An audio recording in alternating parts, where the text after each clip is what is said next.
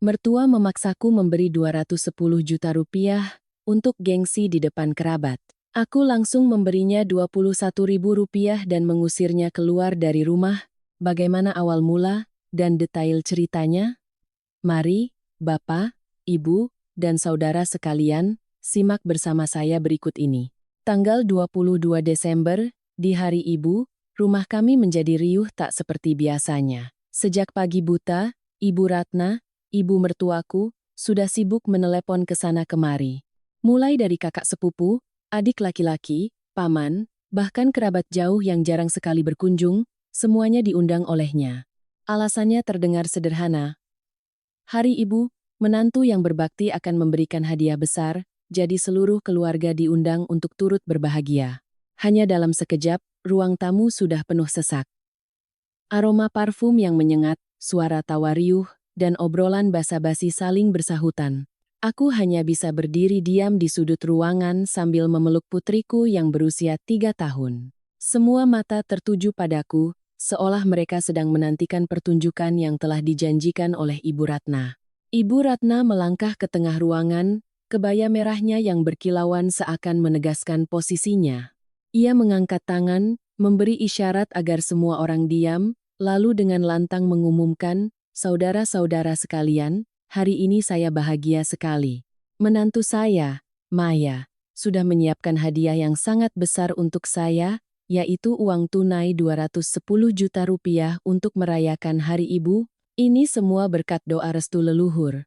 Saya bisa mendapatkan menantu yang tidak hanya pintar cari uang, tetapi juga sangat berbakti." Tepuk tangan riuh langsung membahana. Beberapa kerabat ikut menimpali. "Benar-benar beruntung kamu, Ratna. Zaman sekarang jarang ada menantu seperti itu.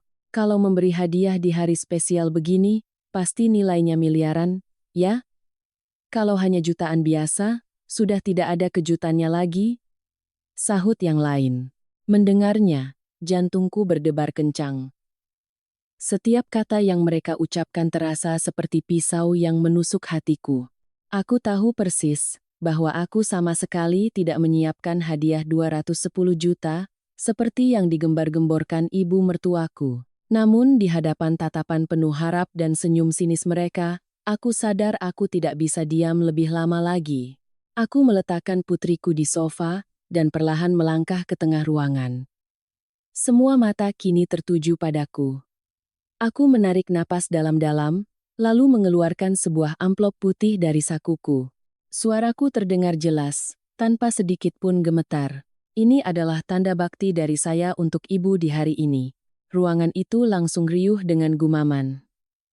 Beberapa orang saling melirik dengan penuh arti. Ada yang nyeletuk, "Amplopnya tipis begitu. Paling isinya kartu ATM, ya?" Yang lain tertawa. "Kalau isinya kartu ATM, tidak mungkin main-main. Pasti isinya ratusan juta biar kelihatan bergengsi." Ibu Ratna tersenyum lebar, suaranya terdengar manis. "Oh, terima kasih, menantuku sayang. Begini kan enak, tidak perlu repot-repot, langsung uang tunai saja, praktis dan elegan. Semua orang jadi tahu betapa berbaktinya kamu." Ia membuka amplop itu perlahan, seolah sedang menikmati tatapan kagum dari seluruh keluarga besar. Namun, begitu lembaran uang di dalamnya terlihat, senyum di bibirnya membeku. Hanya ada 3 lembar uang. 1 lembar 20 ribuan dan 1 lembar 1.000-an. Totalnya pas, 21 ribu rupiah. Suasana hening sejenak, lalu meledak dalam bisik-bisik. "Apa itu? 21 ribu? Ya ampun, apa aku tidak salah lihat? Menantu berbakti macam apa ini? Bikin malu saja. Atau mungkin ada maksud lain?" Beberapa tawa sinis terdengar, setajam silet. Wajah Ibu Ratna memerah, lalu membiru, tangannya meremas erat lembaran uang yang tipis itu, matanya melotot karena syok dan marah. Aku menatap lurus ke arahnya, suaraku terdengar jelas kata demi kata. "Hadiah dari saya sudah saya berikan, Bu. Adapun cerita tentang 210 juta itu adalah cerita yang Ibu karang sendiri untuk semua orang. Saya tidak punya kewajiban untuk mengubah gengsi kosong Ibu menjadi beban di pundak saya, dan mulai sekarang, saya umumkan. Siapapun yang datang ke sini karena hadiah 210 juta itu, Silakan angkat kaki dari rumah saya sekarang juga." Seluruh ruangan terperangah. Suasana yang tadinya riuh mendadak senyap. Mata mereka saling berpandangan bingung. Tidak ada yang menyangka aku, menantu yang selama ini selalu mengalah, berani mengucapkan kata-kata setajam itu di depan seluruh keluarga besar. Ibu Ratna ternganga, tangannya menunjuk ke arahku dengan gemetar, tetapi tak ada satu kata pun yang keluar dari mulutnya. Aku berdiri di sana, punggungku tegak, tatapanku dingin. Untuk pertama kalinya selama bertahun-tahun menjadi menantu, aku merasa tidak takut lagi.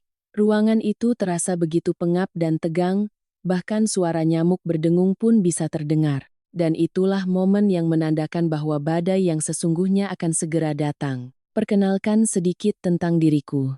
Namaku Maya, 30 tahun, seorang pegawai bank. Pekerjaanku memang sibuk dan penuh tekanan, tetapi penghasilanku cukup untuk hidup layak. Aku dan Budi sudah menikah selama 5 tahun. Saat pertama kali masuk ke keluarga suami, aku pernah percaya bahwa aku telah menemukan keluarga yang hangat, dengan suami yang suportif dan ibu mertua yang pengertian, namun, kenyataan hidup jauh berbeda dari apa yang kubayangkan. Ibu mertuaku, Ibu Ratna, sudah lama terkenal di kalangan keluarga sebagai orang yang suka pamer dan haus akan pujian. Baginya, pujian dari kerabat dan kekaguman dari teman-teman adalah tolok ukur nilai dirinya. Setiap kali ada acara kumpul keluarga, ia selalu sengaja membangga-banggakan keluarganya, anak-anaknya, dan aku selalu dijadikan alat untuk memoles citranya. Sejak awal menjadi menantu, ia sudah memberiku pelajaran yang sulit kutelan. "Maya," katanya, "kalau kamu punya uang untuk dirimu sendiri, tidak akan ada yang tahu. Tapi kalau uang itu kamu berikan pada ibu untuk belanja, orang luar akan melihatmu sebagai menantu yang berbakti, sekaligus tahu kalau keluarga ini sejahtera. Itu baru namanya pintar." Mendengar itu, aku menjawab pelan, "Bu, menurut saya, bakti itu tidak hanya soal uang. Perhatian dan perawatan juga salah satu cara berbakti." Belum selesai aku bicara, ia sudah membentak. "Kamu tahu apa? Perempuan punya uang tapi disimpan sendiri itu namanya egois. Ibu tidak butuh kamu ajari cara hidup. Jadi menantu di keluarga ini, kamu harus menjaga nama baik keluarga suami." Itu saja. Aku terdiam. Bukan karena aku tidak punya jawaban, tetapi karena Budi, suamiku, yang duduk di sana sama sekali tidak bersuara. Ia hanya pura-pura sibuk dengan ponselnya, bahkan ketika melihatku dalam posisi sulit, Budi hanya tersenyum canggung lalu mengalihkan pembicaraan. Saat itulah aku mulai sadar, di rumah ini, aku mungkin hanyalah orang luar. Seiring berjalannya waktu, masalah uang seolah menjadi kewajiban tak tertulis yang harus kutanggung. Setiap ada hari raya, acara keluarga, atau pernikahan, Ibu Ratna akan dengan santainya menyindir atau langsung berkata, "Maya, urusan ini kamu yang tanggung, ya, jadi menantu itu harus punya tanggung jawab." Ketika kerabat berkunjung, ia tak segan-segan pamer. "Berkat Maya kerja di bank, keluarga kami jadi lebih makmur begini." Kedengarannya seperti pujian, tetapi kenyataannya itu membuatku menjadi dompet berjalan. Semua pengeluaran, besar maupun kecil, mulai dari membeli set sofa baru, pakaian pesta untuknya, hingga uang angpau untuk kerabat, semuanya dilabeli dibayar oleh menantu pegawai bank. Jika aku sedikit ragu, ia akan langsung menyindir, "Menantu kok pelit, nanti ditertawakan orang." Suamiku tidak pernah membelaku. Ia sibuk dengan dunianya sendiri, dari satu acara minum-minum dengan teman hingga pertemuan dengan rekan bisnis. Pulang dalam keadaan mabuk, aku yang harus membereskan semuanya, menyiapkan makanan, dan merawatnya. Ia hampir tidak pernah peduli dengan konflik antara aku dan ibunya. Berkali-kali aku mengeluh, Budi hanya akan berkata, "Ibu kan sudah tua, kamu mengalah sedikitlah, memangnya kenapa?" Kata-kata itu terdengar sederhana, tetapi setiap kali mendengarnya, aku merasa diabaikan. Aku sadar Budi hanya ingin menjaga kedamaian di permukaan, tanpa peduli betapa sakitnya hatiku. Ada hari-hari di mana aku pulang kerja dengan tubuh lelah, baru saja melangkah masuk, sudah disambut dengan omelan ibu mertua. Anak orang lain kerja juga cari uang, tapi mereka tahu cara membawanya pulang untuk diberikan pada ibunya. Itu baru namanya berbakti. Kamu? Disimpan sendiri? Siapa yang tahu? Berikan saja pada ibu, baru orang luar akan memuji. Secara terang-terangan, ia melihat uang yang kuhasilkan sebagai alat untuk mendapatkan pengakuan dari orang lain. Di lain waktu, di depan para tetangga, ia tertawa puas. Maya itu penurut sekali. Disuruh kasih berapa, ya dia kasih. Menantu seperti itu baru berharga. Mendengar itu, aku merasa sangat sedih hingga air mataku menetes. Apa yang ia sebut penurut sebenarnya hanyalah kepasrahan, kewajiban untuk melayani tanpa keluhan. Seringkali aku duduk sendirian di tengah malam, memandangi putriku yang tertidur pulas sambil menangis. Aku kasihan pada putriku, dan kasihan pada diriku sendiri. Aku bertanya-tanya, jika terus seperti ini, apakah aku masih punya harga diri? Tetapi memikirkan perceraian, membayangkan putriku harus hidup tanpa ayah, membuatku menelan kembali air mataku dan berusaha bersabar. Aku terus menghibur diri, mungkin suatu hari ibu mertuaku akan sadar, mungkin suamiku akan berubah, namun kenyataannya justru sebaliknya. Setiap hari, gengsi Ibu Ratna semakin menjadi-jadi, dan ketidakpedulian Budi semakin nyata. Semua itu menumpuk hingga akhirnya meledak pada hari ibu yang menentukan itu, ketika ia dengan seenaknya mengumumkan bahwa aku akan memberinya hadiah senilai 210 juta rupiah di depan seluruh keluarga besar. Itulah titik puncaknya, momen di mana aku sadar bahwa jika aku terus diam, seumur hidup aku tidak akan pernah bisa mengangkat kepalaku lagi. Sejak kejadian di mana ibu mertua memaksaku memberikan uang dengan alasan berikan pada ibu agar orang lain memuji, aku perlahan mulai memahami sifat aslinya.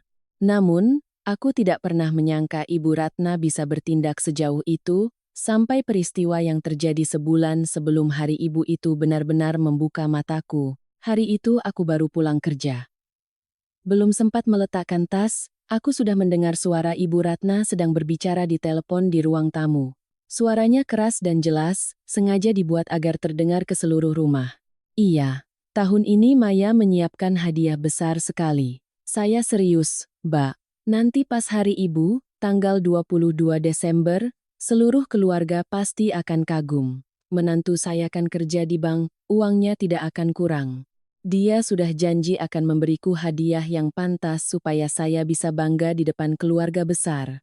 Mendengar itu, aku terpaku. Aku tidak pernah mengucapkan janji seperti itu. Ia sedang membangun sebuah skenario yang tidak nyata dan sengaja menggunakan namaku untuk pamer. Aku berdiri di ambang pintu, belum sempat bereaksi, ia sudah berbalik dan melirikku sekilas dengan senyum penuh arti. Tanpa berhenti, ia bahkan mengarahkan ponselnya ke arahku sambil tersenyum manis, seolah memamerkan kemenangannya. Ini Maya, biar semua orang yakin. Menantu ibu pasti tidak akan membuat ibu malu, kan? Kepalaku terasa pening. Aku tidak tahu bagaimana harus merespons ketika di hadapanku ia baru saja berbohong sekaligus menjebak. Jika aku langsung membantah, itu sama saja dengan membuat keributan di depan kerabat yang sedang mendengarkan di telepon. Jika aku diam, berarti aku secara tidak langsung mengakuinya. Dalam beberapa detik yang singkat itu, aku hanya bisa tersenyum canggung dan bergumam, "Iya, Bu, nanti saya pikirkan." Seketika, dari seberang telepon terdengar tawa gembira. Wah, bagus sekali. Keluarga Ratna memang beruntung. Ya, mendengar itu, hatiku terasa sesak. Setelah menutup telepon, Ibu Ratna pura-pura tidak terjadi apa-apa dan langsung berjalan ke dapur. Namun, Via, adik iparku, tidak melewatkan kesempatan itu. Ia melirikku dengan sinis dan berkata dengan suara melengking, "Kak Maya kan kerja di bank, uangnya banyak. Ratusan juta bagi kakak paling tidak seberapa. Ibu bilang begitu kan wajar? Punya menantu kaya tapi tidak bisa diandalkan, nanti ditertawakan orang." Aku menatapnya dan mencoba tetap tenang. "Via, bicaranya pelan-pelan saja. Uang itu tidak sesederhana yang kamu pikirkan." Tapi ia hanya mencibir dan berbalik pergi, tidak mau mendengarkan. Aku mencari Budi, suamiku, berharap setidaknya ia akan mengatakan sesuatu untuk menenangkan situasi. Tapi Budi hanya pura-pura mengangkat telepon lalu diam-diam berjalan ke halaman. Sikapnya itu seperti sember air dingin yang disiramkan ke hatiku. Aku sadar betul bahwa aku baru saja dijebak dan dipaksa di siang bolong. Dan yang paling menyedihkan, suami yang kupercaya sama sekali tidak membelaku. Malam itu, makan malam keluarga berlangsung dalam keheningan yang mencekam. Aku menyuapi putriku. Sesekali melirik budi berharap ia akan mengatakan sesuatu. Tapi ia tetap menunduk makan. Sesekali melirik ibunya lalu kembali menunduk. Ibu Ratna, sambil makan, terus berdeham dan sesekali nyeletuk. Hari ibu tahun ini harus meriah. Biar semua orang tahu bagaimana menantuku. Sudah kubilang dia tidak akan mengecewakanku. Mendengarnya, darahku terasa mendidih, tapi aku hanya bisa menahannya. Kata-katanya seperti tali tak terlihat yang melilit leherku, memaksaku untuk hidup sesuai skenario yang ia buat. Malam harinya, aku tidak bisa tidur. Memandangi putriku yang terlelap di sampingku, aku merasa semakin sedih. Aku berpikir, aku bisa saja bersabar demi menjaga keutuhan keluarga. Tapi apakah kesabaran ini akan membuat mereka sadar? Atau justru membuatku semakin diremehkan dan dipojokkan? Pertanyaan itu terus berputar di kepalaku, membuatku terbangun di tengah malam dan duduk memeluk lutut di sudut tempat tidur. Aku sadar bahwa perhitungan dan sikap meremehkan dari ibu mertuaku sudah keterlaluan. Di matanya, aku bukan lagi menantu, melainkan hanya alat untuk pamer kepada dunia. Sejak saat itu, aku mulai membayangkan skenario yang berbeda. Suatu hari, aku harus bangkit dan memutus sendiri tali yang mengikatku ini. Aku belum tahu bagaimana caranya, tapi aku yakin satu hal, aku tidak akan membiarkan hidupku diatur oleh gengsi kosong orang lain. Bualan terang-terangan ibu mertuaku di depan kerabat membuatku sesak napas. Dan pada saat itulah, semua kenangan pahit yang selama ini kupendam kembali muncul seperti film yang diputar ulang. Satu persatu kejadian, setiap kali ia memaksaku mengeluarkan uang, terasa seperti pisau yang menusuk dalam ingatanku. Aku ingat tahun pertama aku menjadi menantu, tepat pada acara selamatan leluhur di keluarga suami. Semua orang berkumpul, makanan melimpah, suasananya meriah. Saat itu aku masih baru, belum paham betul adat istiadat keluarga suami. Kupikir cukup dengan membantu memasak, bersih-bersih, dan mengikuti acara sudah cukup. Tapi di tengah-tengah acara, ibu mertuaku tiba-tiba berdiri dan memanggil namaku di depan seluruh keluarga. Maya, menantuku yang berbakti. Hari ini adalah selamatan pertamamu di keluarga suami. Coba berdiri dan beri ibu sedikit uang untuk keberkahan keluarga kita. Aku terkejut. Puluhan pasang mata menatapku dengan penasaran. Belum sempat aku bereaksi, ia sudah dengan santainya menambahkan, "Sudahlah, kasih ibu 50 juta saja, sebagai pembuka rezeki." Ia mengatakannya semudah meminta nasi, tetapi 50 juta bagi seorang pegawai baru sepertiku saat itu adalah jumlah yang sangat besar. Aku merasa canggung, tanganku gemetar. Aku tidak tahu harus mengeluarkan berapa agar tidak dianggap pelit. Akhirnya, demi gengsi, aku mengeluarkan dompet dan dengan berat hati memberinya uang yang lebih besar dari gaji sebulanku. Orang-orang memuji, menantunya baik sekali. Tapi di dalam hatiku, itulah pertama kalinya aku merasa seperti ditelanjangi di depan umum. Tidak berhenti di situ. Setahun kemudian saat adik iparku, Via, menikah, kejadian serupa terulang. Pada hari lamaran, aku sibuk menyiapkan seserahan dan memastikan semuanya berjalan lancar, tapi Ibu Ratna masih belum puas. Di depan seluruh keluarga, ia menegurku. Ini hari besar, menantu harus tahu diri untuk mengeluarkan uang agar keluarga mempelai wanita terkesan. Kamu atur bagaimana caranya agar kita terlihat hebat di mata keluarga besan, kalau tidak, nama baik keluarga kita yang tercoreng. Lalu ia dengan gamblang menentukan, paling tidak harus 100 juta baru pantas untuk keluarga kita. Telingaku berdengung mendengarnya. Sekali lagi, aku ditempatkan pada posisi yang sulit. Memang benar adik iparku sedang berbahagia, dan aku tidak keberatan untuk berkontribusi, tapi cara ia memaksaku untuk mengeluarkan uang besar, hanya demi gengsinya membuatku merasa tercekik. Hari itu aku menangis diam-diam.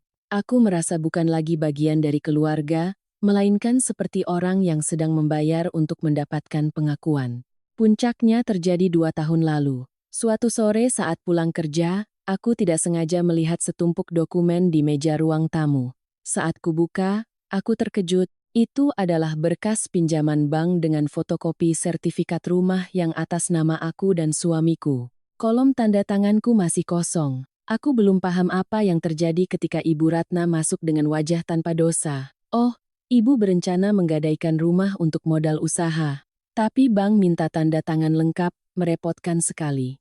Kamu tanda tangani saja, biar cepat selesai. Nanti uangnya Ibu kembalikan. Aku terdiam. Rumah itu adalah hasil jerih payahku dan budi bersama. Itu adalah satu-satunya tempat di mana aku merasa aman, dan sekarang, ia seenaknya mau menggadaikannya tanpa bertanya padaku. Aku menatapnya. Suaraku bergetar. Bu, kenapa Ibu melakukan ini tanpa sepengetahuan saya? Ini aset bersama, tidak bisa digadaikan tanpa persetujuan saya. Ibu Ratna langsung marah. Aset bersama apa? Rumah ini milik Budi, milik saya. Kamu itu hanya menantu, punya hak apa untuk membantah? Saat itu Budi pulang kerja. Kukira setidaknya ia akan memahamiku. Tapi ia hanya menghela napas, merangkulku dan berbisik, "Sudahlah, kamu mengalah saja pada ibu. Beliau sudah tua, turuti saja kemauannya biar rumah tangga damai." Kata-kata itu seperti tamparan. Tenggorokanku tercekat, ingin berteriak tapi tak bisa. Aku sadar, jika aku menandatanganinya, aku tidak akan punya apa-apa lagi. Dan jika aku tidak menandatanganinya, aku akan selamanya dicap sebagai menantu durhaka. Sejak saat itu, aku tidak lagi percaya pada apa yang disebut ikatan keluarga di rumah ini. Aku merasa harga diriku diinjak-injak sedikit demi sedikit, dijadikan alat untuk gengsi kosong. Aku hidup seperti orang asing yang hanya bisa melihat takdirnya diatur oleh orang lain. Tapi justru paksaan-paksaan itulah yang memberiku pelajaran. Aku sadar bahwa jika aku terus diam, aku akan kehilangan segalanya, uang, rumah, dan bahkan suaraku sendiri di dalam keluarga. Aku berjanji pada diriku sendiri, suatu hari nanti aku tidak akan membiarkan siapapun menekanku hanya untuk membeli apa yang disebut gengsi. Dan aku tahu, hari itu semakin dekat. Kenangan-kenangan lama itu terus berputar di kepalaku, membuatku sadar satu hal. Jika aku terus mengalah, ibu mertuaku akan menganggap diamku sebagai persetujuan. Dan memang benar, apa yang terjadi menjelang hari ibu membuktikan bahwa Ibu Ratna tidak punya niat untuk berhenti. Sore itu, aku pulang kerja lebih awal dari biasanya. Baru saja melangkah masuk ke gerbang, aku mendengar suara ibu mertuaku dan Via sedang asyik mengobrol di dapur. Keduanya memasak sambil tertawa riang. Aku berniat masuk untuk membantu, tetapi kata-kata yang mereka ucapkan membuatku terpaku. Jadi, ibu sudah pesan 10 meja catering. Ya. Ibu Ratna berkata dengan nada bangga. Via tertawa. 10 meja, 30 juta. Cukup untuk membuat semua kerabat makan sampai kenyang. Kali ini semua orang pasti akan salut pada ibu. Tentu, bukan cuma itu, Ibu Ratna merendahkan suaranya seolah berbisik, ibu juga sudah pesan kulkas baru seharga 15 juta dan TV 20 juta. Minta diantar pas tanggal 22 Desember, jadi sekalian pamer di acara. Siapapun yang lihat pasti iri. Aku berdiri di balik pintu, jantungku berdebar kencang. Jadi bukan hanya pesta meriah, ia juga memesan barang elektronik mahal. Aku terus mendengarkan dan semakin terkejut. Via bertanya pelan, "Tapi uangnya dari mana, Bu?" "Totalnya hampir 50 juta, belum termasuk catering." Ibu Ratna tertawa sinis. "Uangnya dari mana lagi kalau bukan dari si Maya? Ibu cuma DP 1 juta untuk setiap barang. Nanti pas diantar, tinggal bilang saja menantu yang bayar. Dia kan kerja di bank, uangnya banyak." Mendengar itu, seluruh tubuhku terasa dingin. Ternyata semuanya sudah direncanakan dengan matang. Ia tidak hanya ingin pamer di depan kerabat, tetapi juga ingin mendorongku ke posisi yang tidak bisa kuhindari. Begitu barang-barang itu diantar, jika aku tidak membayarnya, ia akan seenaknya berteriak-teriak dan menjadikanku menantu tidak tahu berterima kasih di depan semua orang. Via tertawa terbahak-bahak. "Benar juga, Bu, dengan cara ini, Kak Maya tidak akan bisa menolak. Kalau dia tidak bayar, mau ditaruh di mana mukanya di depan keluarga besar?" Ibu Ratna ikut tertawa, suaranya renyah. tetapi bagiku terdengar sedingin pisau yang mengiris hati. Aku berdiri diam selama beberapa menit, tanganku mencengkeram tali tasku hingga memutih. Amarahku memuncak, ingin sekali aku masuk dan membongkar rencana mereka saat itu juga. Tapi aku menahannya. Aku sadar, jika aku meluapkan emosiku sekarang, aku hanya akan membuat posisiku semakin lemah. Ibu Ratna dan Via sangat pandai memutarbalikkan fakta. Hanya dengan beberapa kata, mereka bisa mengubah hitam menjadi putih dan membuatku terlihat bersalah. Malam itu aku hampir tidak bisa menelan nasi. Ibu mertuaku tampak ceria, terus-menerus pamer. Tadi ibu baru pesan kulkas model terbaru, katanya awet dinginnya, pas diantar tanggal 22, sekalian dengan hadiah dari menantu, jadi tambah meriah. Via menimpali, pasti Kak Maya sudah mempersiapkannya dengan baik. Kudengar TV layar lebar kalau ditaruh di ruang tamu kelihatan mewah sekali. Aku hanya tersenyum tipis tanpa menjawab. Mataku diam-diam mengamati Budi. Tapi seperti biasa, ia hanya sibuk makan, pura-pura tidak mendengar apa-apa. Hatiku terasa sangat getir. Suamiku, orang yang seharusnya menjadi sandaranku, sekali lagi memilih untuk diam. Malam itu, aku berbaring di tempat tidur tanpa bisa memejamkan mata. Percakapan mereka sore tadi, terus terngiang di kepalaku. Catering 10 meja 30 juta, kulkas 15 juta, TV 20 juta, semuanya sudah diperhitungkan untuk dibebankan padaku.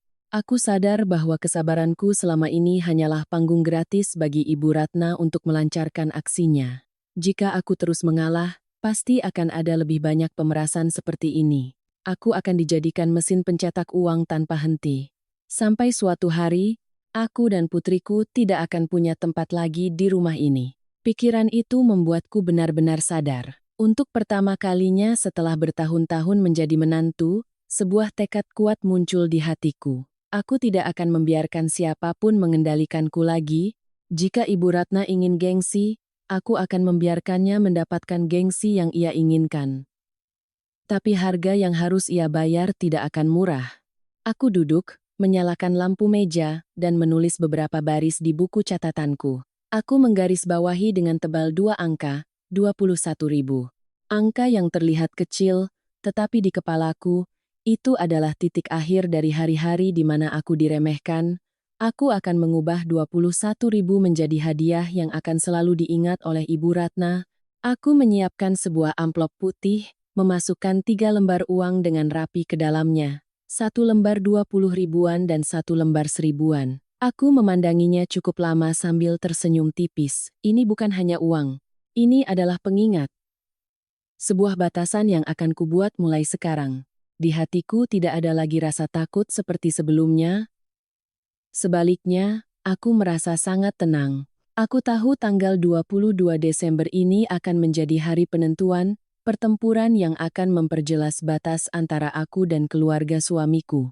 Begitu amplop 21.000 itu diletakkan di atas meja, saat itulah aku secara resmi keluar dari peranku sebagai menantu yang sabar dan menjadi wanita yang tahu cara melindungi dirinya sendiri. Aku memejamkan mata dan berkata pada diri sendiri, cukup sudah. Mulai sekarang, tidak akan ada lagi yang bisa memaksaku. Hari Ibu, 22 Desember, akhirnya tiba. Sejak pagi, rumah sudah ramai dengan tawa dan obrolan. Kerabat dan tamu berdatangan memenuhi halaman. Ibu mertuaku, Ibu Ratna menyambut setiap orang dengan senyum lebar. Tak henti-hentinya pamer, hari ini Maya menyiapkan hadiah yang luar biasa untukku. Tunggu saja.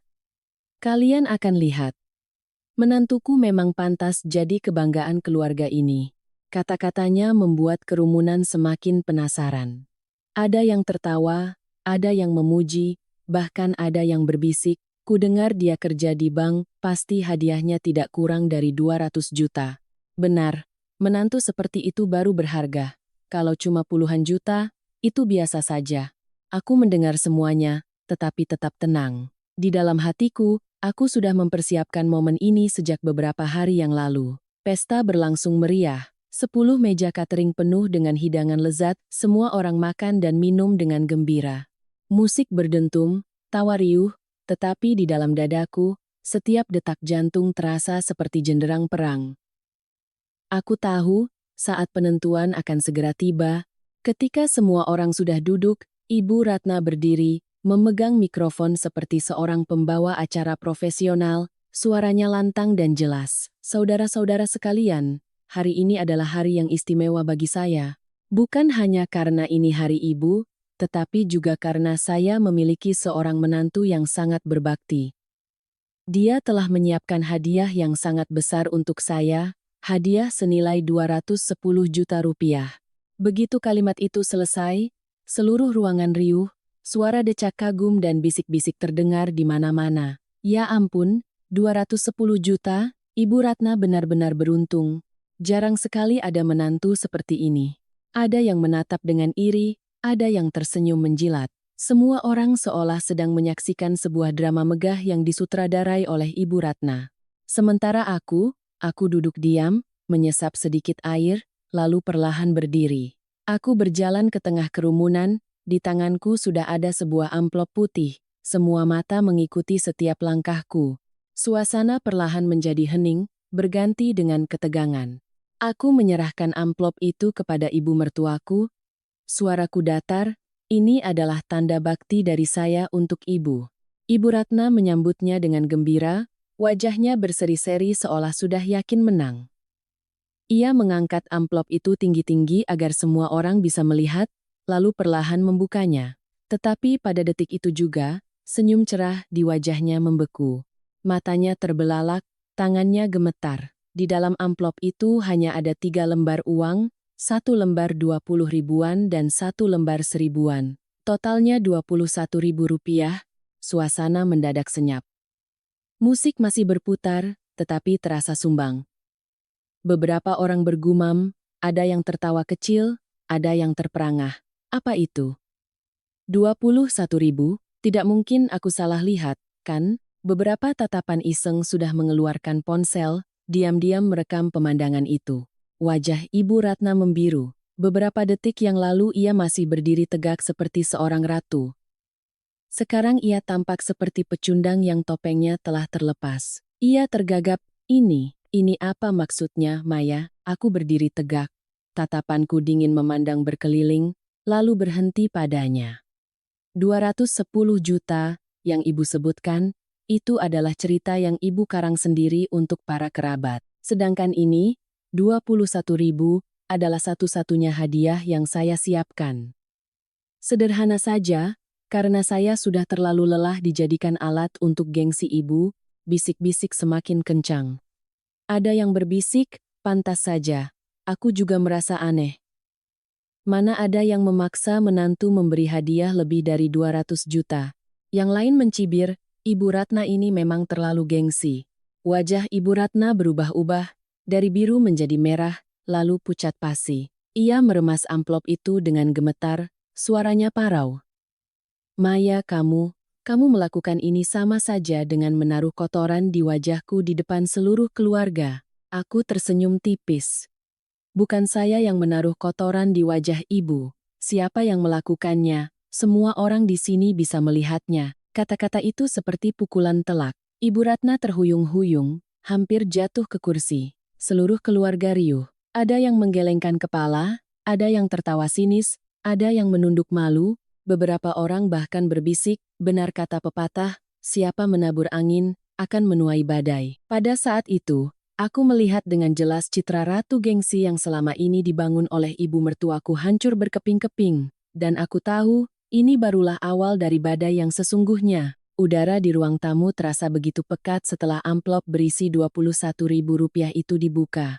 Wajah Ibu Ratna memerah, kedua tangannya gemetar hebat, keringat membasahi dahinya. Tiba-tiba ia berteriak, suaranya yang melengking menggema di seluruh rumah. Maya, kamu benar-benar kurang ajar, berani-beraninya. Kamu menaruh kotoran di wajahku di depan seluruh keluarga seperti ini. Suara itu membuat seisi ruangan bergetar. Beberapa kerabat terkejut, anak-anak menangis, tetapi aku tetap berdiri tenang dengan punggung tegak, menatap lurus ke arahnya. Bukan saya yang menaruh kotoran di wajah ibu. Siapa yang melakukannya?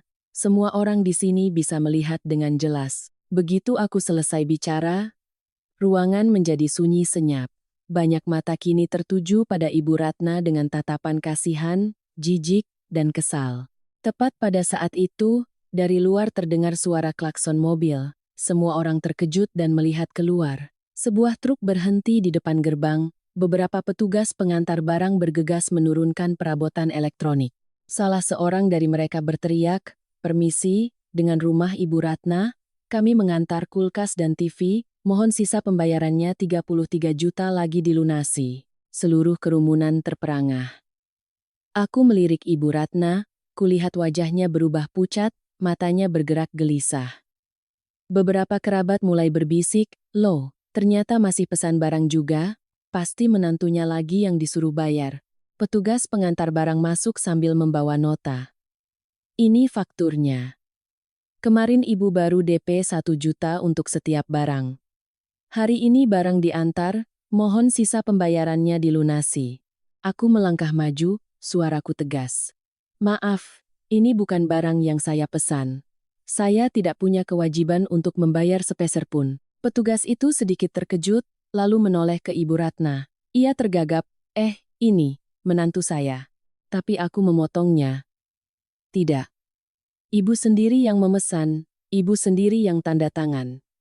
Kalau tidak dibayar, silakan bawa kembali barangnya. Jangan paksa saya untuk membayarnya." Kata-kataku seperti petir. Seluruh keluarga terkejut. Banyak yang mulai menggelengkan kepala sambil berbisik, "Ya ampun, ternyata dia hanya DP 1 juta untuk pamer. Benar-benar gengsi kosong, sengaja menjebak menantunya untuk bayar. Keterlaluan sekali." Wajah Ibu Ratna pucat pasi, bibirnya bergetar, tidak bisa berkata apa-apa. Petugas pengantar barang kehilangan kesabaran dan meletakkan nota itu dengan kasar di atas meja. "Kalau tidak dibayar, kami terpaksa bawa kembali barangnya, tapi uang DP hangus, ya?" Tidak ada yang membantunya. Akhirnya, barang-barang itu diangkut kembali ke truk, meninggalkan halaman yang kosong dan suasana yang semakin tegang. Belum sempat pulih, manajer catering pun masuk. Ia berbicara dengan sopan, tetapi suaranya tegas. "Permisi, siapa yang akan melunasi pembayaran catering hari ini? Totalnya 10 meja, 30 juta rupiah."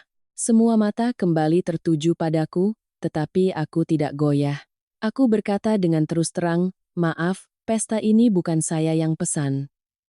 Saya tidak akan mengeluarkan sepeser pun untuk pameran gengsi kosong ini. Siapa yang pesan, dia yang harus bayar." Seluruh ruangan terperangah. Ibu Ratna terpaku, keringat dingin membasahi tubuhnya, tidak berani membuka mulut. Para kerabat saling berpandangan, ada yang mendecakkan lidah, ada yang menggelengkan kepala. Semua orang melihat dengan jelas topeng gengsi yang selama ini ia bangun telah robek di depan mata mereka. Seorang paman yang duduk di dekat pintu menghela napas. "Ratna, Ratna, melakukan apapun itu harus tahu batas. Memaksa menantu sampai seperti ini, mau ditaruh di mana mukamu?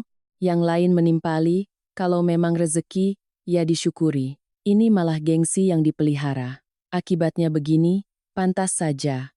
Ibu Ratna terduduk lemas di kursi, tangannya memegangi dada, wajahnya pucat. Ia tidak menangis, juga tidak membantah. Ia hanya diam seperti orang yang baru saja dilucuti pakaiannya di tengah pasar. Aku berdiri di sana, merasa lebih tenang dari sebelumnya. Di hatiku tidak ada rasa puas, hanya kelegaan.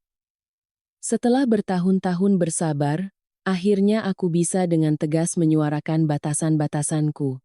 Aku menoleh ke arah Ibu Ratna dan mengakhiri semuanya. "Pesta ini tidak akan saya bayar, karena saya sama sekali tidak menginginkannya. Siapa yang mau gengsi, silakan bayar sendiri. Saya bukan lagi alat untuk meminjam pujian kosong dari orang lain."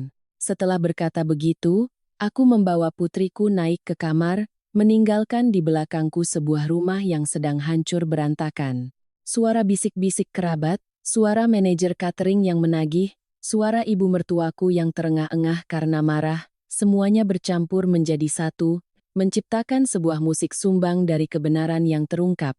Hari itu, aku tahu pasti, hidupku tidak akan pernah sama lagi. Setelah pesta yang kacau itu usai, aku menggendong putriku turun. Suasana masih terasa berat dan tegang. Para kerabat perlahan-lahan bubar. Ada yang menggelengkan kepala dengan kasihan, ada yang tersenyum sinis, meninggalkan ruang tamu yang berantakan dengan piring kotor dan tatapan-tatapan yang masih terkejut. Ibu Ratna duduk terkulai di kursi, tangannya masih memegang amplop berisi Rp21.000. Wajahnya yang memerah kini pucat pasi, mulutnya bergumam seperti orang linglung. Melihatku turun, ia tiba-tiba bangkit dan menunjuk lurus ke wajahku. "Menantu macam apa kamu? Berani mempermalukan ibu mertua seperti ini? Kamu harus berlutut dan minta maaf padaku sekarang." Aku tidak lagi menunjukkan sikap sabar seperti dulu. Aku berdiri tegak, tatapanku sedingin es, menekankan setiap kata. "Tidak, mulai sekarang tidak ada lagi yang berhak menggunakan dompetku untuk pamer. Ibu harus paham itu." Seluruh rumah seolah membeku. Via, adik iparku, langsung melompat maju, suaranya melengking. "Kakak jangan keterlaluan. Kakak sudah membuat ibuku kehilangan muka di depan seluruh keluarga. Masih berani membantah? Kakak memang perempuan tidak tahu sopan santun, tidak pantas jadi menantu di keluarga ini." Aku menatapnya sambil tersenyum tipis. "Via, diam kamu. Orang yang membuat ibumu kehilangan muka bukan aku, tapi ibumu sendiri. Siapa yang gengsi, dia yang menanggung akibatnya." Lalu aku berbalik menatap lurus ke arah Ibu Ratna. "Biar saya perjelas. Rumah ini atas nama saya dan suami saya. Pilihannya ada dua. Ibu hidup dengan tahu batasan, atau saya dan Budi akan ke pengadilan untuk membagi harta. Masing-masing jalan sendiri." Kata-kataku membuat seisi ruangan gempar. Wajah Ibu Ratna pucat pasi, sementara Via berteriak, "Kakak berani? Rumah ini milik Mas Budi, jangan mimpi." Aku menjawab dengan tenang, "Maaf, aku tidak bermimpi. Sertifikat rumah ini ada tanda tanganku. Kalau bercerai, hukum akan membaginya dua. Aku tidak takut apa-apa." Saat itulah, Budi, yang dari awal hanya diam, akhirnya angkat bicara. Ia membanting sumpitnya ke meja, suaranya terdengar marah. "Maya, kamu sudah keterlaluan. Ibu cuma ingin sedikit gengsi, kamu juga harusnya tahu diri. Kenapa kamu berani bicara seperti itu pada ibu?" Aku berbalik menatap lurus ke mata suamiku. Pada saat itu, aku merasakan betapa asingnya pria yang pernah kucintai ini. Aku tersenyum tipis, suaraku tenang tetapi tegas. "Kamu bilang aku keterlaluan? Coba kamu lihat lagi. Selama ini siapa yang banting tulang menanggung semuanya? Siapa yang diam saja membiarkanku ditekan? Kalau kamu benar-benar menganggapku istrimu, kamu tidak akan tinggal diam saat aku dipojokkan seperti ini. Kamu boleh membela ibumu, kalau begitu, kita cerai saja." Suasana sunyi senyap. Beberapa kerabat yang masih tersisa ternganga. Tidak ada yang menyangka aku berani mengucapkan kata-kata setegas itu. Ibu Ratna terbelalak, mulutnya terbuka, tergagap. Via terpaku, sementara wajah Budi memerah, campuran antara malu dan marah, tetapi ia tidak bisa membantah. Aku melanjutkan dengan suara tajam, "Jangan pikir aku hanya menggertak. Aku sudah cukup menderita. Kalau tidak mau cerai, maka mulai hari ini, ibu dan kamu harus pindah dari rumah ini. Sekarang juga, aku tidak punya tempat lagi untuk gengsi kosong dalam hidupku." Kata-kata itu seperti pisau terakhir yang memutus segalanya. Ibu Ratna berdiri kaku, kedua tangannya memegangi dada, napasnya tersengal-sengal. Jelas ia tidak menyangka bahwa permainan gengsi yang ia rancang selama ini akan menjadi bumerang yang begitu dahsyat. Budi menatapku tajam, tetapi aku tidak menghindar. Aku sudah terbiasa dengan sikap menghindarnya. Terbiasa dengan caranya diam membiarkanku menderita. Kali ini aku ingin ia memilih dengan jelas, dan ia telah memilih ibunya, memilih gengsi daripada memilih istri dan anaknya. Aku menghela napas, memeluk putriku dan mengucapkan kalimat penutup. "Kalau begitu, kita cerai. Aku tidak akan hidup satu hari pun lagi dalam keadaan diremehkan seperti ini." Seluruh rumah tenggelam dalam keheningan. Kerumunan yang terkejut tidak ada yang berani ikut campur. Aku menggendong putriku, berbalik dan melangkah ke kamar, meninggalkan di belakangku wajah-wajah yang bingung, terkejut, dan kalah. Malam itu, aku duduk di dekat jendela, memandangi lampu jalan yang kabur di tengah hujan. Hatiku terasa sakit sekaligus lega. Aku tahu keputusan ini akan mengubah segalanya, tetapi setidaknya aku bukan lagi orang yang pasrah seperti dulu. Apa yang harus terjadi, akhirnya terjadi juga. Setelah beberapa hari yang penuh ketegangan, Budi setuju menandatangani surat cerai. Semuanya berjalan lebih cepat dari yang kubayangkan. Mungkin ia sendiri juga sudah lelah, atau mungkin ia berpikir perceraian akan menjadi jalan keluar bagi kami berdua. Menurut hukum, harta bersama dibagi dua. Rumah yang selama bertahun-tahun kubangun dengan jerih payahku tidak terkecuali. Hari di mana pengadilan membacakan putusan, aku memeluk putriku sambil mendengarkan. Berbagai perasaan berkecamuk di hatiku. Sakit, sedih, tetapi juga sedikit lega, seolah baru saja melepaskan beban berat yang menekan dadaku selama ini. Aku menerima setengah dari hasil penjualan rumah. Tidak banyak, tetapi cukup untuk membeli sebuah apartemen kecil seharga 2 miliar rupiah. Tidak mewah, tidak seluas rumah lama, tetapi rapi, hangat, dan tenang. Aku pindah ke sini bersama putriku, memulai hidup baru yang sederhana dan damai.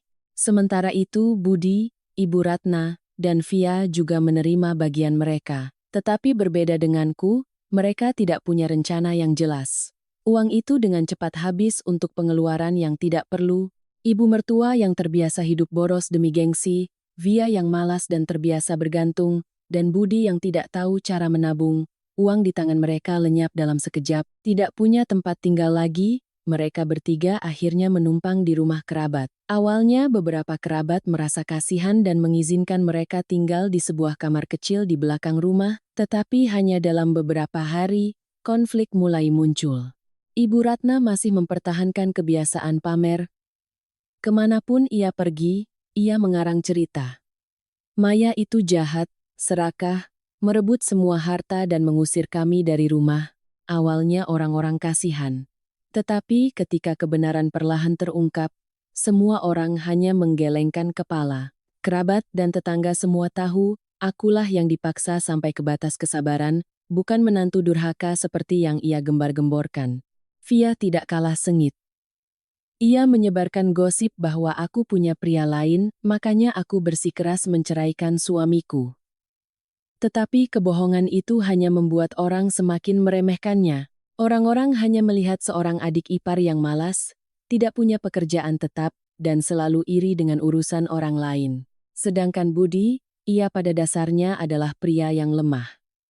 Setelah bercerai, bukannya fokus mencari pekerjaan yang stabil, ia malah terus-menerus mabuk-mabukan. Teman-temannya perlahan menjauh karena ia tidak lagi punya posisi atau reputasi yang bisa mereka manfaatkan. Tidak lama kemudian, para kerabat mulai merasa tidak nyaman. Setiap bulan, biaya makan dan hidup mereka bertiga sudah menjadi beban, ditambah lagi mereka terus-menerus membuat masalah, membuat semua orang enggan berurusan.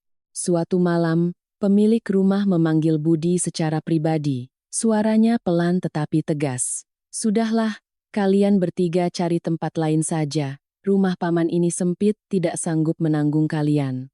Lagi pula, masalah keluargamu sudah jadi bahan omongan satu kampung, kami juga lelah." Budi hanya menunduk tanpa bisa berkata apa-apa. Ibu Ratna yang mendengar kabar itu menangis histeris dan memaki-maki. "Benar, ya. Di saat susah baru ketahuan sifat asli orang. Saudara sendiri saja tega mengusir, apalagi orang lain." Tetapi omelannya tidak mengubah apa-apa. Keesokan paginya, mereka bertiga terpaksa pindah. Dengan susah payah menyeret beberapa tas berisi barang-barang, mereka tidak tahu harus pergi kemana. Sejak saat itu, mereka mulai merasakan bagaimana rasanya terdampar di tengah kota. Tidak punya rumah, tidak punya sandaran, dan tidak punya lagi gengsi yang selama ini menjadi pegangan hidup Ibu Ratna. Sementara aku, di apartemen kecilku yang rapi, duduk bersama putriku di balkon pada malam hari, memandangi gemerlap lampu kota. Hatiku terasa sangat damai. Aku tahu hidup di depan masih penuh tantangan, tetapi setidaknya aku telah bebas dari lingkaran setan penindasan. Aku bisa menghirup udara segar, tanpa lagi mencium bau gengsi palsu yang selama ini melekat padaku, sejak diusir secara halus oleh kerabat. Kehidupan Ibu Ratna dan anak-anaknya benar-benar sulit. Tidak ada lagi yang menoleransi mereka harus berjuang sendiri untuk bertahan hidup dari hari ke hari. Ibu Ratna, Yang dulu duduk angkuh di tengah-tengah kerabat memamerkan menantunya, kini harus membungkuk mencari pekerjaan sebagai pencuci piring dan petugas kebersihan di warung-warung kecil. Usianya yang sudah tua membuat gerakannya lambat dan sering membuat kesalahan. Pemilik warung yang kasihan hanya memberinya pekerjaan harian, kadang ada, kadang tidak. Uang yang didapat tidak cukup untuk dirinya sendiri, apalagi untuk menghidupi keluarganya. Seringkali ia hanya bisa duduk menghela napas di sudut warung sambil bergumam, "Dulu untuk apa pamer-pamer sampai sekarang jadi sengsara begini?" Via, adik iparku, tidak lebih baik. Ia yang terbiasa hidup enak, kini harus bekerja sebagai buruh di sebuah pabrik garmen. Tetapi sifatnya yang ceroboh dan suka membantah atasan, ditambah sering datang terlambat dan pulang lebih awal, membuatnya dipecat dalam waktu kurang dari 2 bulan. Sambil memegang surat pemecatan, Via menangis dan berteriak, "Mereka benci aku, bukan karena aku salah, tetapi tidak ada yang bisa ia lakukan." Tanpa keahlian dan pendidikan yang memadai, Via hanya bisa mencari pekerjaan serabutan. Tetapi dimanapun ia melamar, semua orang menggelengkan kepala begitu mendengar reputasinya. Sedangkan Budi, mantan suamiku yang terbiasa dilayani oleh istri, kini kehilangan sandaran. Ia terpaksa bekerja sebagai satpam malam di sebuah apartemen tua. Pekerjaannya berat, gajinya kecil, tetapi setidaknya ia punya tempat untuk tidur di pos jaga. Siang hari ia habiskan di warung kopi, malamnya ia mengenakan seragam dan duduk terkantuk-kantuk di gerbang. Pria yang dulu dengan bangga menyebut dirinya sebagai kepala keluarga, kini hidup dari gaji yang hanya cukup untuk mengirim beberapa rupiah pada ibunya untuk membeli beras. Kehidupan mereka bertiga semakin terpuruk. Seringkali mereka kelaparan, uang sewa kamar kos pun menjadi beban. Makanan sehari-hari hanya nasi dengan sayur kangkung dan ikan asin. Sesekali baru berani membeli sedikit daging sisa. Dari yang dulu berjalan dengan kepala tegak memamerkan kekayaan, kini setiap kali bertemu kenalan lama, Ibu Ratna hanya menunduk dan menghindar. Orang-orang yang dulu menjilat dan memujinya, kini pura-pura tidak melihat saat berpapasan. Tidak ada lagi yang mau berurusan dengan mereka. Suatu malam, di kamar kos yang lembab, Via mengeluh karena bosan makan nasi dengan kuah sayur. "Ya Tuhan, hidup begini lebih baik mati saja. Kenapa dulu ibu tidak berpikir panjang?" Ibu Ratna terdiam lama, lalu menghela napas. Suaranya parau. "Dulu ibu hanya memikirkan gengsi. Sekarang, gengsi itu yang jadi beban dan membunuh kita semua. Sementara itu, kehidupanku dan putriku justru sebaliknya." Di apartemen kecil kami, aku perlahan menemukan kembali keseimbangan. Siang hari aku bekerja di bank, lebih rajin dari sebelumnya. Rekan-rekan kerja yang tahu kondisiku bersedia membantu dan memberiku dukungan. Malam hari aku pulang dan memasak makanan sederhana namun hangat untuk putriku. Lalu kami belajar dan membaca buku bersama. Suatu hari, putriku yang duduk di pangkuanku berbisik, "Ibu, aku suka rumah kita yang sekarang. Kecil tapi selalu terasa hangat." Mendengar itu, mataku berkaca-kaca. Ternyata kebahagiaan tidak terletak pada rumah besar atau pesta meriah. Kebahagiaan adalah ketika setiap hari kita bisa hidup dengan tenang, tanpa rasa takut diremehkan atau dipaksa. Pulang kerja larut malam pun aku merasa terhibur saat membuka pintu dan melihat putriku menungguku. Aku tahu putriku, meskipun masih kecil, bisa merasakan kedamaian yang baru ini. Dan bagiku, itulah hadiah terbesar setelah semua badai yang telah kulalui. Melihat kembali keluarga mantan suamiku, aku tidak lagi merasa marah atau puas. Aku hanya merasa iba. Mereka telah menanam benih gengsi dengan tangan mereka sendiri, dan kini mereka menuai buah pahitnya. Dua gambaran kehidupan yang sangat kontras. Di satu sisi, sebuah kamar kos sempit dan lembab, di mana 3 orang hidup dalam kemelaratan dan hinaan. Di sisi lain, sebuah apartemen kecil yang terang, di mana ada tawa anak-anak, buku-buku yang terbuka, dan harapan akan hari esok. Kontras itu membuatku semakin memahami, di dunia ini, hidup dengan tulus dan tahu diri jauh lebih berharga daripada ribuan lapis gengsi semu yang coba kita poles. Kukira setelah kehilangan rumah, uang, dan harga diri, Ibu Ratna dan anak-anaknya akan sadar. Ternyata tidak. Bukannya merenungi kesalahan, mereka justru memupuk kebencian dan dendam. Ibu Ratna terus-menerus mengutukku. Si Maya itu sudah menghancurkan keluarga kita. Kita tidak bisa diam saja. Kita harus membuatnya hancur sehancur-hancurnya, baru kita puas.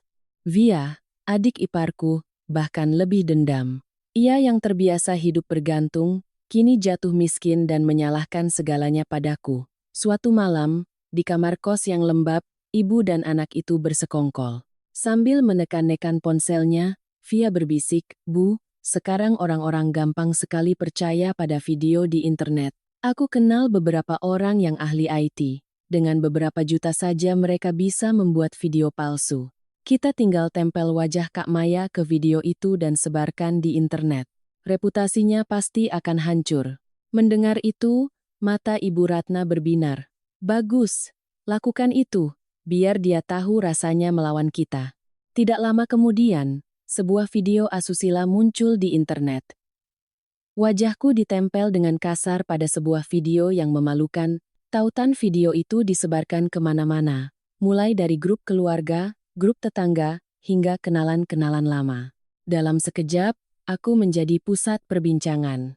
Awalnya aku terkejut. Teman-teman dan rekan kerja meneleponku, bertanya dengan ragu-ragu. Putriku masih terlalu kecil untuk mengerti, tetapi aku tahu jika ini terus menyebar, kelak ia akan menanggung hinaan yang pedas. Malam itu, aku duduk di kamarku yang kecil, di bawah cahaya lampu kuning. Tanganku gemetar. Aku sempat berpikir untuk membalas mereka dengan makian dan pertengkaran, tapi kemudian aku menarik napas dalam-dalam. Aku teringat semua yang telah kulalui. Aku sadar bahwa kemarahan hanya akan merugikanku. Hukum adalah senjata terkuat.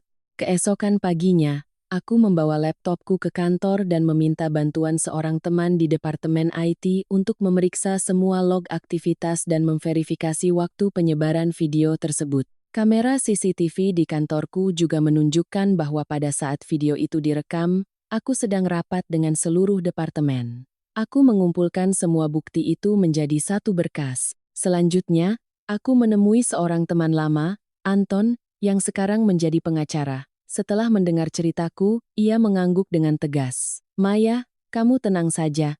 Ini jelas-jelas tindakan pencemaran nama baik dan penghinaan di ruang siber. Biar aku yang urus, kita akan laporkan ke polisi." Dengan surat laporan di tangan, aku langsung menuju kantor polisi dan menyerahkan semua bukti. Aku menjelaskan dengan rinci motif dendam mereka setelah perceraian hingga hubungan langsung antara Via dan kelompok IT yang membuat video palsu itu. Petugas yang menerima laporanku berkata dengan serius, "Kami akan menangani kasus ini. Anda tenang saja, hukum tidak akan membiarkan siapapun merusak nama baik orang lain dengan seenaknya." Hanya seminggu kemudian, aku menerima pemberitahuan. Kelompok pembuat video bersama dengan 2 orang yang menyewanya, yaitu Ibu Ratna dan Via, telah dipanggil. Di kantor polisi, mereka semua menunduk. Kelompok IT itu mengaku dibayar dengan harga murah untuk menempelkan wajahku ke video yang sudah ada. Pesan percakapan dan bukti transfer melalui rekening Via semuanya berhasil dilacak. Hasil penyelidikan membuat mereka tidak bisa mengelak lagi. Ibu Ratna gemetar, sementara Via menangis, tetapi semuanya sudah terlalu jelas. Akhirnya, pihak berwenang menjatuhkan sanksi denda yang berat, dan memaksa mereka untuk menulis surat permintaan maaf secara terbuka yang harus dikirim ke tempat kerjaku dan lingkungan tempat tinggalku. Saat menerima surat permintaan maaf itu, aku hanya menatap diam pada tanda tangan Ibu Ratna dan Via yang gemetar, dan tintanya sedikit luntur. Di hatiku tidak ada rasa puas, hanya rasa getir. Selama bertahun-tahun, mereka meremehkan harga diriku, memaksaku hidup demi gengsi mereka. Ketika mereka kehilangan segalanya, mereka menggunakan cara licik untuk menyeretku jatuh bersama mereka. Tetapi mereka tidak sadar, cara-cara licik itu justru mendorong mereka semakin dalam ke jurang. Setelah kasus ini terungkap, netizen heboh. Tidak ada lagi yang bersimpati. Ada yang marah, benar-benar tidak bisa diobati lagi, sudah miskin, kelakuannya kotor pula. Ada yang menyindir, pantas saja. Mencemarkan nama baik orang lain untuk apa? Akhirnya malu sendiri. Reputasi Ibu Ratna dan Via hancur lebur. Mereka tidak punya muka lagi untuk bertemu tetangga. dan tidak ada lagi yang mau berurusan dengan mereka. Kenalan-kenalan lama kini selalu menghindar saat bertemu di jalan. Sementara aku tidak mengucapkan sepatah kata pun yang menyakitkan. Aku tetap berpegang pada prinsipku, tidak memaki, tidak berdebat. Aku membiarkan hukum dan kebenaran yang berbicara. Berkat itu, nama baikku terjaga, pekerjaanku tidak terpengaruh. Sebaliknya, banyak rekan kerja yang semakin menghormatiku karena melihat ketegaranku menghadapi masalah. Malam itu, saat sedang membersihkan ruang tamu, putriku berlari memelukku dari belakang dan berbisik, "Ibu hebat. Aku percaya pada ibu." Mendengar itu, aku tersenyum dan memeluknya erat. Hatiku terasa hangat. Aku tahu aku telah mengambil jalan yang benar. Aku tidak membiarkan dendam menguasaiku, melainkan membiarkan keadilan yang menerangi jalanku. Setelah hukuman berat karena kasus pencemaran nama baik di internet, keluarga Ibu Ratna benar-benar terpuruk. Sisa uang mereka habis untuk membayar denda dan ganti rugi nama baikku. Kamar kos yang sudah sempit terasa semakin sesak. Mereka seringkali hanya makan sekali sehari dengan nasi dan kuah sayur. Tidak tahan dengan tekanan, Budi mulai depresi. Ia yang dulu menganggap dirinya sebagai kepala keluarga, kini hanya seperti bayangan. Siang hari ia habiskan di warung kopi dengan wajah kuyu dan brewok yang tidak terurus. Pekerjaannya sebagai satpam malam pun tidak bisa ia pertahankan karena sering tertidur saat bertugas. Akhirnya, perusahaan memecatnya. Kehilangan pekerjaan dan uang, ia merasa seperti jatuh ke jurang. Dalam malam-malam tanpa tidur, Budi mulai memikirkan jalan pintas, menjual satu ginjalnya untuk mendapatkan uang. Ia menghubungi para calo di pasar gelap. Di kamar kos yang remang-remang, Budi berbisik di telepon, "Berapapun tidak masalah, yang penting saya dapat uang untuk ibu dan adik saya." Dari seberang telepon, suara seorang pria terdengar dingin. "Jual ginjal harganya 500 juta. Setelah dipotong biaya, kamu terima bersih sekitar 400. Kalau mau sekarang, masih bisa. Kalau tidak, ya sudah." Hanya beberapa hari kemudian, prosedur ilegal itu dilakukan di sebuah rumah kecil di pinggir kota. Budi berbaring di tempat tidur tua, di bawah cahaya lampu kuning yang redup. Ketika efek bius perlahan hilang, rasa sakit yang luar biasa di perutnya membuatnya menggertakkan gigi. Tetapi ia tetap mengepalkan tangannya, memikirkan uang yang baru saja ia terima, membawa pulang lebih dari 300 juta setelah dipotong biaya. Ibu Ratna dan Via sangat gembira. Ibu Ratna memeluk tumpukan uang itu sambil menangis. "Ada uang, kita tidak akan mati kelaparan. Budi, kamu hebat, tetapi kebahagiaan itu hanya sesaat." Dalam beberapa bulan, uang itu hampir habis. Sebagian untuk membayar utang-utang kecil, sebagian lagi dihambur-hamburkan oleh Via. Sementara Ibu Ratna yang sudah tua dan sakit-sakitan membutuhkan banyak biaya untuk obat-obatan. Kesehatan Budi pun menurun drastis. Luka operasinya belum sembuh total, tetapi ia sudah harus terseok-seok mencari pekerjaan serabutan. Tetapi tidak ada yang mau mempekerjakannya melihat kondisinya yang pucat dan jalannya yang pincang. Malam hari, ia terbaring lemah di tempat tidur, batuk-batuk dengan keringat yang membasahi punggungnya. Ibu Ratna benar-benar ketakutan. Untuk pertama kalinya, ia menyadari betapa mahalnya harga sebuah gengsi. Dari keluarga yang punya rumah, menantu yang baik, dan cucu yang lucu, kini yang tersisa hanyalah tubuh-tubuh yang rapuh. Ia duduk dalam kegelapan sambil memegangi kepala dan meratap. Andai saja dulu ibu tidak memaksa Maya memberi uang. Andai saja ibu menghargainya, tidak akan jadi seperti ini. Kabar Budi menjual ginjalnya tidak bisa disembunyikan. Tetangga berbisik-bisik, ada yang kasihan, ada yang mencela. Tetapi setelah kasus pencemaran nama baikku, tidak ada lagi yang berani mengulurkan tangan. Mereka takut ikut terseret masalah. Aku juga mendengar kabar itu. Seorang teman lama Budi meneleponku dan dengan ragu-ragu bercerita, dia sudah menjual ginjalnya, Maya. Sekarang kondisinya lemah sekali, jalan pun tidak kuat. Mendengar itu, aku terdiam lama. Di hatiku tidak ada lagi amarah, hanya rasa berat. Bagaimanapun, Budi pernah menjadi suamiku, ayah dari putriku, tetapi mengingat tahun-tahun di mana ia mengabaikanku, Mengingat bagaimana ia bersama ibu dan adiknya menekanku, dan bahkan mencoba mencemarkan nama baikku, aku hanya bisa menghela napas. Aku tidak bisa membiarkan diriku dan putriku kembali ke lingkaran setan itu lagi. Hari-hari berikutnya, aku tetap menjalani rutinitasku seperti biasa, mengantar putriku sekolah dan bekerja. Kehidupan kami berdua, meskipun tidak berlebihan, sangat tenang. Sementara di sisi lain, keluarga mantan suamiku semakin terpuruk.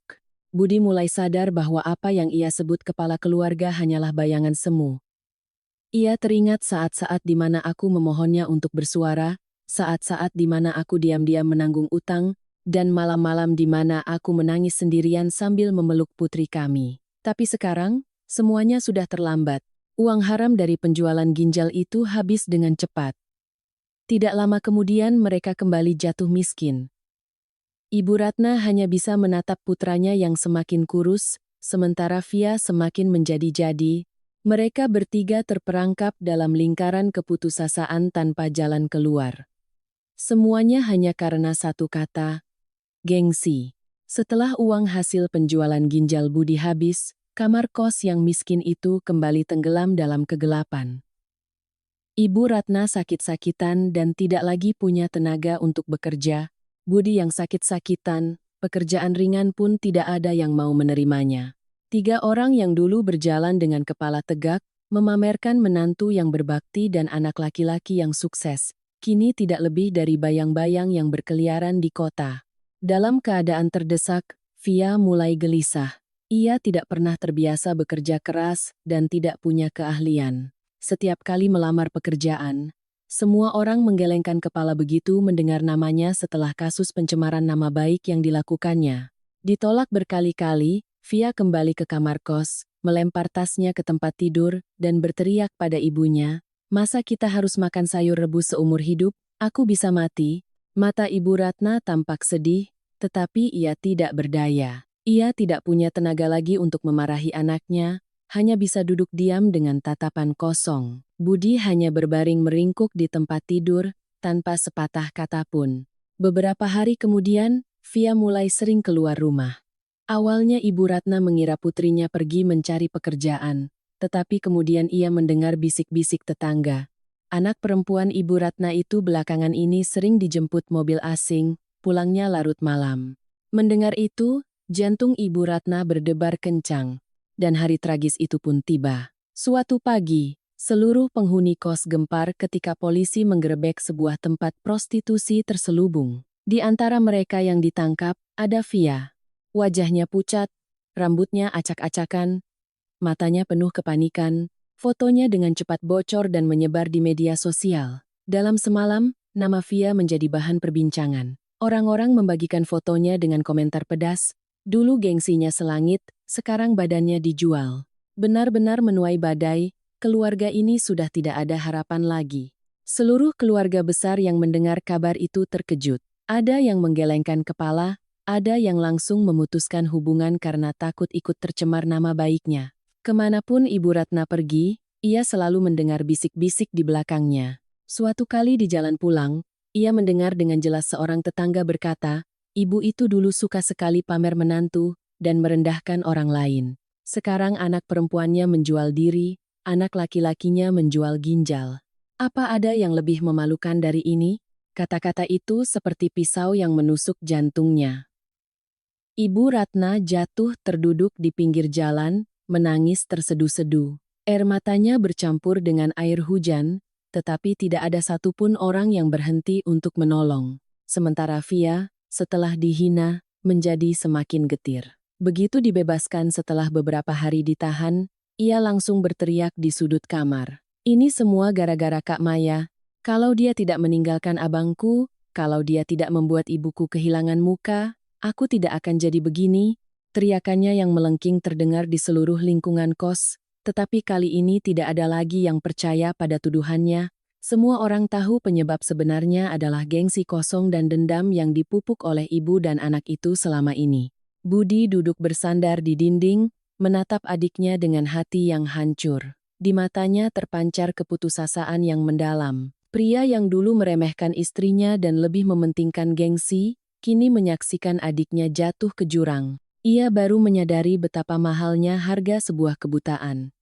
Ia berbisik dengan suara parau, seolah berbicara pada dirinya sendiri, semua ini karena gengsi. Sementara aku, saat mendengar kabar itu, hatiku terasa hampa. Aku tahu berita sedang ramai, tetapi satu-satunya hal yang kupedulikan adalah melindungi putriku. Aku langsung mengunci semua kolom komentar di akun media sosialku, tidak memberi kesempatan siapapun untuk menyebut namaku di depan putriku.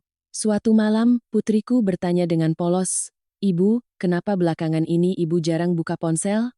Aku mengelus kepalanya sambil tersenyum. "Karena ibu ingin menghabiskan lebih banyak waktu denganmu." Di dalam hatiku, aku tahu bahwa diamku adalah perisai terkuat. Aku tidak perlu angkat bicara lagi, karena kebenaran telah terungkap dengan sendirinya. Gengsi kosong dan dendam hanya akan membawa pada kehancuran diri.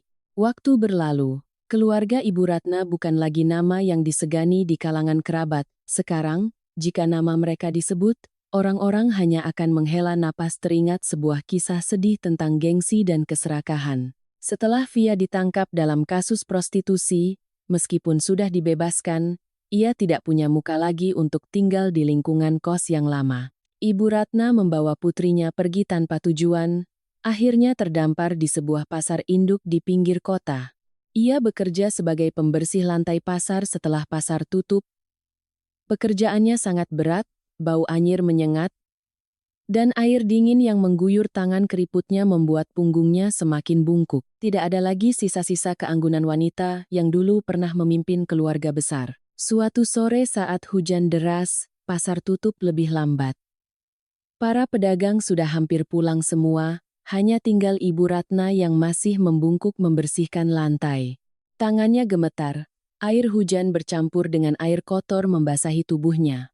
Ia jatuh terduduk, menangis tersedu-sedu. Suara isak tangisnya berbaur dengan suara hujan yang jatuh di atap seng. Pada saat itu, ia benar-benar sadar, keluarganya telah hancur, rumahnya hilang, semuanya telah lenyap.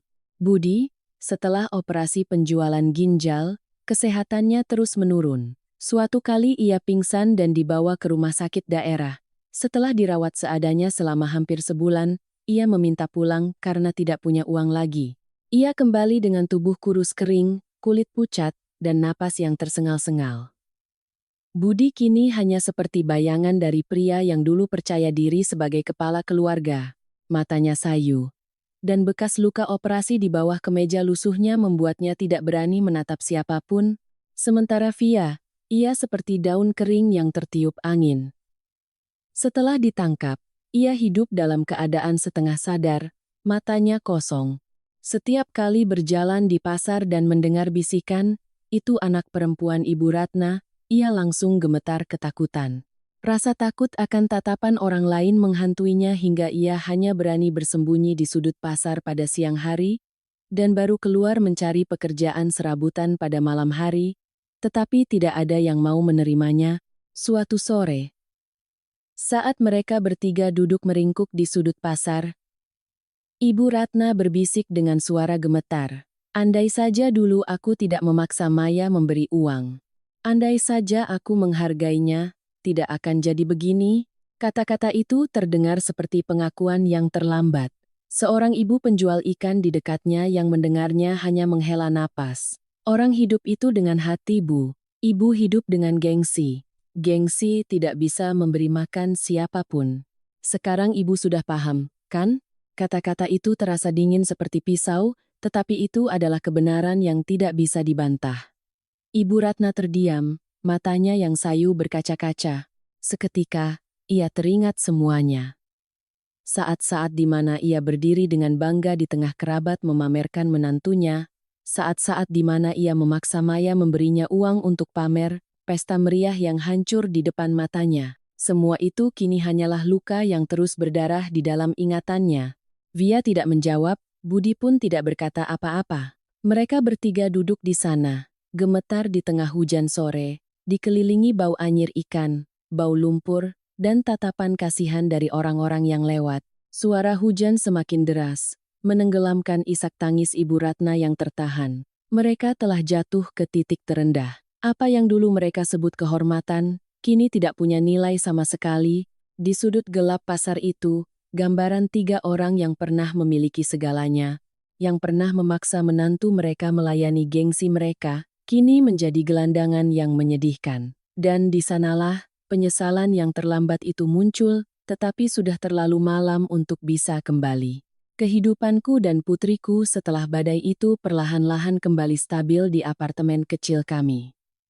Tidak ada lagi pertengkaran, tidak ada lagi paksaan untuk mengeluarkan uang demi gengsi. Rumah baru kami, meskipun sederhana, penuh dengan tawa. Setiap malam aku membacakan cerita untuk putriku. Ia tertidur lelap di pelukanku, napasnya yang teratur seperti musik yang menenangkan. Akhir pekan, aku membawanya ke taman dekat rumah, kami duduk di bawah pohon, merasakan angin sepoi-sepoi. Kedamaian itu begitu nyata hingga terkadang aku terkejut, menyadari bahwa kebahagiaan tidak membutuhkan hal-hal besar. Sesekali aku masih mendengar kabar tentang Ibu Ratna, Budi, dan Via dari beberapa kenalan lama. Mereka bilang, ketiganya kini hidup terlunta-lunta di pasar induk, melakukan pekerjaan apa saja yang bisa mereka dapatkan. Mendengar itu, aku tidak lagi merasa marah atau puas. Hatiku hanya terasa berat. Aku berharap mereka punya cukup kekuatan untuk menjalani sisa hidup mereka dengan tenang. Bagaimanapun, mereka pernah menjadi bagian dari hidupku. Memendam dendam hanya akan membuat hatiku semakin berat. Suatu malam, setelah putriku tertidur, aku duduk diam di dekat jendela, memandangi lampu-lampu jalan yang kuning. Aku sadar, pelajaran terpenting yang kudapat dari semua ini adalah tentang batasan. Batasan bukan untuk memisahkan atau membenci, tetapi untuk melindungi harga diri kita dan masa depan anak-anak kita. Tanpa batasan, bakti bisa disalahgunakan menjadi alat pemaksaan, kasih sayang bisa dimanfaatkan untuk membeli gengsi bagi orang lain. Aku mengerti, uang bisa membeli pesta meriah dan pujian sesaat, tetapi uang tidak akan pernah bisa membeli harga diri dan rasa hormat yang tulus. Dan harga diri serta kedamaian itulah aset terbesar yang bisa dimiliki setiap orang. Orang sering berkata, menjadi baik berarti harus berkorban. Tetapi aku telah melalui cukup banyak hal untuk memahami bahwa menjadi baik tidak sama dengan pasrah. Menjadi baik adalah ketika kita memberi dengan tulus, bukan karena dipaksa hingga kehilangan diri sendiri. Seorang wanita yang ingin bahagia harus tahu cara menetapkan batasan. Hanya ketika kita tahu kapan harus berhenti, kita bisa menjaga hal yang paling berharga, harga diri. Aku menutup semua kisah ini dengan senyum lega. Sudah saatnya aku hidup untuk diriku dan putriku, bukan lagi untuk gengsi orang lain. Dan aku percaya, siapapun yang pernah berada dalam situasiku, jika cukup berani untuk menetapkan batasan, maka kehidupan akan membuka jalan baru yang jauh lebih damai dan bebas.